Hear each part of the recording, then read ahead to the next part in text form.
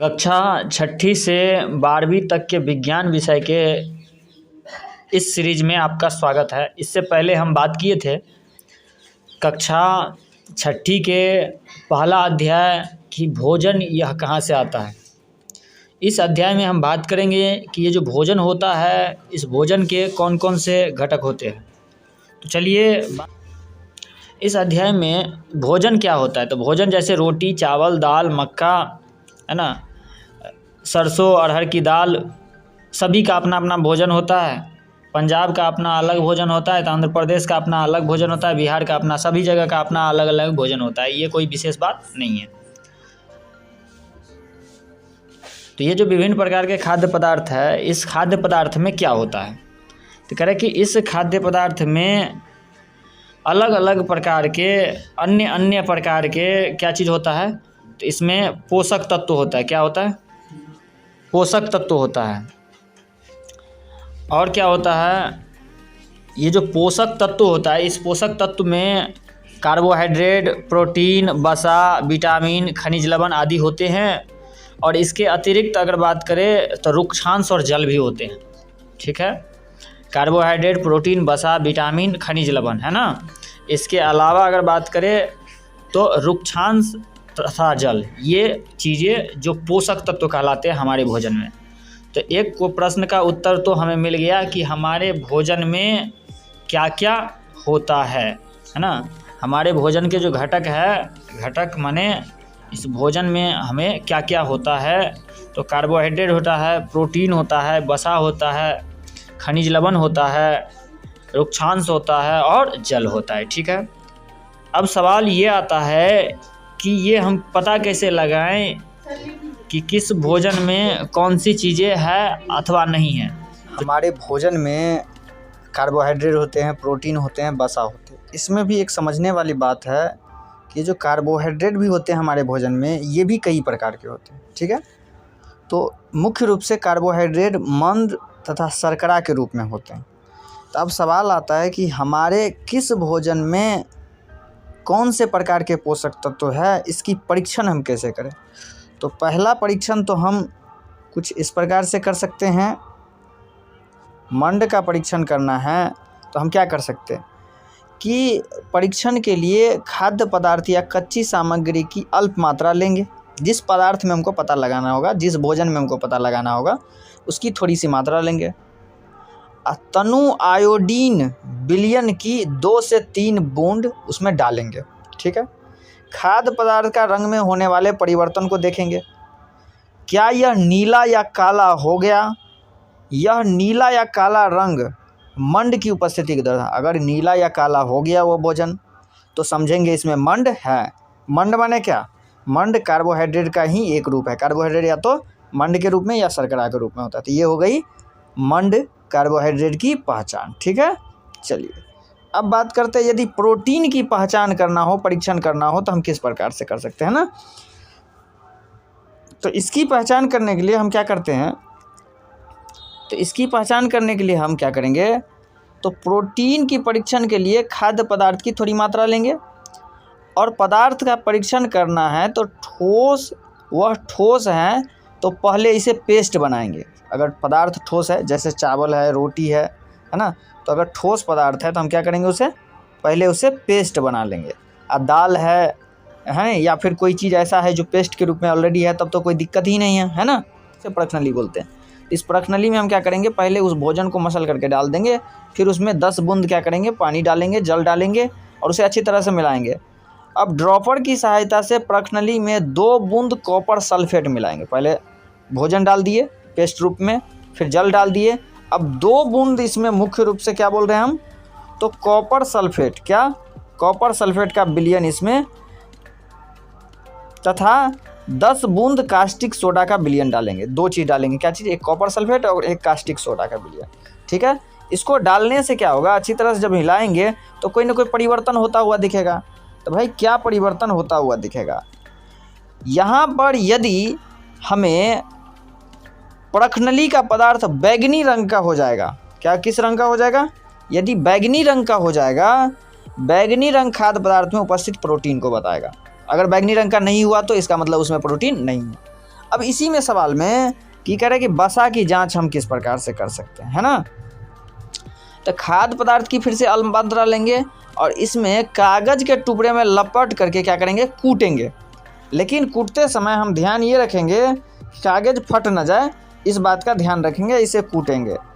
अब कूटने के बाद हमें क्या दिखेगा, कूटने के बाद देखेंगे कि कागज़ सीधा कीजिए और ध्यानपूर्वक देखिए, अगर इसमें तेल के धब्बे नज़र आता है तो अगर तेल के धब्बे नज़र आया तो हम समझेंगे क्या कि इसमें क्या है, तो वसा है। तेल के धब्बे नज़र आया तो इसका मतलब क्या, वसा है। तो जैसे अगर मान लीजिए हम काजू को कूटने पर क्या हो जाएगा, तो मंड उसमें होता है, बिल्कुल होता है। प्रोटीन उसमें होता है, अगर दूध को देखेंगे अगर प्रोटीन वाला चीज़ तो उसमें होगा। मूंगफली को अगर देखेंगे तो वसा होगा, तो बिल्कुल हाँ। तो इस प्रकार से हम बाकी सभी चीज़ों का परीक्षण कर सकते हैं। तो ये 3 चीज़ का हो गया, एक हो गया कार्बोहाइड्रेट जिसको मंड बोले, एक हो गया प्रोटीन और एक हो गया वसा। ठीक है, ठीक है। तो यह इस प्रकार से हम परीक्षण कर सकते हैं ना। अब कह रहा है इसी में कि ये परीक्षण तो ठीक है हमने कर लिया, है ना। कह रहा है इन 3 पोषक तत्व कार्बोहाइड्रेट, प्रोटीन तथा वसा के लिए खाद्य पदार्थों का परीक्षण किया। विटामिन तथा खनिज लवण जैसे अन्य पोषक भी विभिन्न खाद्य पदार्थों में उपस्थित रहते हैं और इन सभी पोषकों को हमें क्यों आवश्यकता होती है। अब कह रहे हैं कि जैसे ये 3 पोषक तत्व है उसी तरह से विटामिन भी होते हैं और खनिज लवण भी होते हैं, लेकिन कहने का मतलब है कि इन पोषक तत्वों की हमें आवश्यकता क्यों है, हमारे शरीर को इसकी ज़रूरत क्यों है। तो कह रहे हैं चलिए देखते हैं विभिन्न पोषक तत्व हमारे शरीर के लिए क्या करते हैं, है ना, करते क्या है। तो कार्बोहाइड्रेट मुख्य रूप से हमें क्या करते हैं, ऊर्जा प्रदान करते हैं। कार्बोहाइड्रेट मुख्य रूप से हमें क्या करते हैं, ऊर्जा प्रदान करते हैं। वसा से ऊर्जा मिलती है। वास्तविकता यह है कि कार्बोहाइड्रेट की तुलना में वसा की समान मात्रा से हमें अधिक ऊर्जा प्राप्त होती है। कहेंगे भाई जब वसा से उससे ज़्यादा ऊर्जा प्राप्त होता है तो क्यों ना हम वसे का सेवन करें। तो कहेंगे नहीं, ऐसा नहीं कर सकते, कार्बोहाइड्रेट का भी अपना महत्व है, वसा का अपना महत्व है, इसकी भी बात करेंगे हम, है ना। अभी बात करते हैं प्रोटीन की आवश्यकता शरीर वृद्धि तथा स्वस्थ रहने के लिए होती है। प्रोटीन युक्त भोजन प्रायः शरीर को क्या करता है, तो शरीर को, है ना, रोग वर्धक भोजन कहते हैं ना, मतलब शरीर में किसी प्रकार का बीमारी को जल्दी नहीं होने देता है प्रोटीन युक्त भोजन। ठीक है। विटामिन रोगों से हमारे शरीर को क्या करते हैं, रक्षा करते हैं। विटामिन हमारी आँख, अस्थियों, दांत, मसूड़ों को स्वस्थ रखने में सहायता, है ना। सभी अलग अलग प्रकार के विटामिन होते हैं, उस विटामिन का सबका इस प्रकार का अलग अलग कार्य होता है। ठीक है, अच्छा ये हो गई बात, है ना। अब कुछ यहाँ पर कह रहे हैं कि भाई आयोडीन युक्त कौन कौन से पदार्थ है, तो ये देख लीजिए। फास्फोरस युक्त पदार्थ है तो दूध है, केला है ना। लोहा युक्त पदार्थ क्या है, सेब है ना। कैल्शियम युक्त पदार्थ कहेंगे तो अंडा है, दूध है, तो है। अब कह रहे हैं जो विटामिन डी होता है, विटामिन डी जो है ना, सूर्य के प्रकाश से भी हमारे शरीर को मिल जाता है। सुबह सुबह कहता है थोड़ा धूप भी लगना चाहिए, है ना। अच्छा, और हमारे शरीर को खनिज लवण की आवश्यकता क्या होती है, तो अल्प मात्रा में होती है। क्या होती है, अल्प मात्रा में होती है। अधिकांश खाद्य पदार्थों में एक से अधिक पोषक तत्व तो होते हैं, है ना। कोई एक पदार्थ में क्या एक ही पोषक तत्व होते हैं, तो नहीं, अलग अलग पोषक तत्व एक ही पदार्थ में हो सकते हैं। ठीक है, कोई ज़्यादा तो कोई कम, है ना। अगर एग्जाम्पल के लिए अगर देखें तो कहेंगे चावल में कार्बोहाइड्रेट की मात्रा दूसरे पोषक तत्वों से अधिक होते हैं। इस आधार पर कह सकते हैं चावल कार्बोहाइड्रेट समृद्ध होता है ना। तो इसी प्रकार से अन्य पदार्थ में कोई पोषक तत्व अधिक तो कोई कम हो सकता है। ठीक है। अब एक बात अगर इसमें समझने लायक देखें, संतुलित आहार हम किसे कहते हैं, है ना।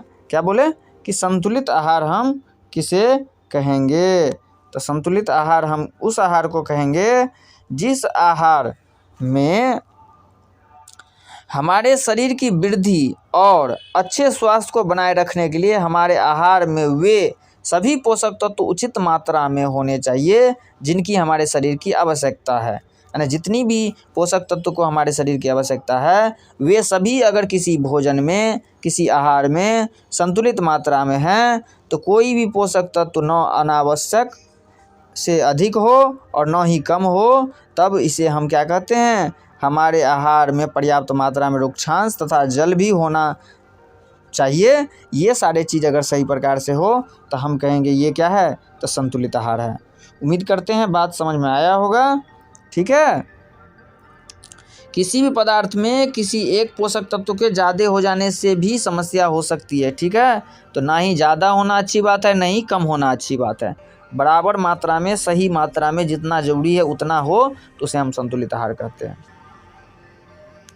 अब जैसे कहते हैं कुछ रोग भी हो जाते हैं, तो रोग जो कुछ हो जाते हैं ये क्यों होते हैं? एक व्यक्ति खाने के लिए पर्याप्त भोजन पा रहा है, लेकिन कभी कभी उसके भोजन में किसी विशेष पोषक की कमी हो जाती है। यदि यह कमी लंबी अवधि तक रहती है तो इस व्यक्ति के उसके अभाव से ग्रसित हो जाता है। अगर मान लेते हैं किसी व्यक्ति में विटामिन की कमी हो जाए या किसी में खनिज लवण की कमी हो जाए, किसी भी चीज़ की कमी होगा तो उस व्यक्ति में उस चीज़ का अभाव हो जाता है, और एक या एक से अधिक तत्व, पोषक तत्व का अभाव शरीर में रोग उत्पन्न कर सकता है, विकृति उत्पन्न कर सकता है। वे रोग जो लंबी अवधि तक पोषक के अभाव के कारण होते हैं उन्हें अभावजन्य रोग कहते हैं। कौन से रोग कहते हैं? अभावजन्य रोग कहते हैं। अगर अभावजन्य रोग में बात करें तो कोई व्यक्ति अपने भोजन में पर्याप्त प्रोटीन नहीं ले रहा है तो उसे कुछ रोग हो सकते हैं, जैसे उसका वृद्धि अवरुद्ध हो सकता है, चेहरे में सूजन हो सकता है, बालों का क्या हो सकता है, रंग उड़ सकता है, त्वचा की बीमारी, पेचिश आदि हो सकते हैं, है ना। किसी व्यक्ति में अगर प्रोटीन तथा कार्बोहाइड्रेट दोनों की उपस्थिति कम होती है या नहीं के बराबर होती है, अनुपस्थित रहता है, तो उसकी वृद्धि पूरी तरह से रुक जाता है। बौना टाइप का व्यक्ति हो सकता है। ऐसे व्यक्ति बहुत दुबला पतला हो जाता है, वह इतना दुबल हो जाता है कि चल भी नहीं पाता है ठीक से, है ना। विभिन्न विटामिन एवं और खनिज लवणों के अभाव से विभिन्न रोग एवं विकृतियां शरीर में हो सकती है। सभी अभावजन्य रोगों की रोकथाम का एक ही उपाय है, संतुलित आहार हमें लेना चाहिए इस तरह की रोगों से बचने के लिए, है ना। अब यहाँ पर कुछ डायग्राम हैं जिन्हें आप देखिए। क्या है डायग्राम में? तो कह रहे हैं कि विटामिन है, अभावजन्य रोग है, लक्षण है ना। पहला है कि विटामिन ए का अगर कमी हो जाएगी तो कहते हैं दृष्टि क्षीणता हो सकता है, दृष्टिहीनता हो सकता है ना, रतौंधी जिसको बोलते हैं। इसमें इसका लक्षण क्या है? कमज़ोर दृष्टि, अंधेरे रात में कम दिखाई देना, कभी कभी पूरी तरह से दिखाई देना बंद भी हो सकता है। अगर विटामिन B1 का कमी हो जाए तो इसे बेरी रोग होता है। दुबली पेशियाँ, काम करने में ऊर्जा की कमी महसूस होती है। अगर किसी में विटामिन C की कमी है तो इसे स्कर्वी रोग होता है, और मसूड़े से खून निकलना, भरने में अधिक समय लगना। किसी में विटामिन D की कमी है तो रिकेट्स नामक रोग होते हैं, अस्थियां मुलायम होकर मुड़ जाना। कैल्शियम की अगर किसी में कमी है तो अस्थियां और दंत क्षय हो जाता है ना, कमज़ोर अस्थियां, दंत क्षय। आयोडीन की कमी से घेंघा रोग हो जाता है।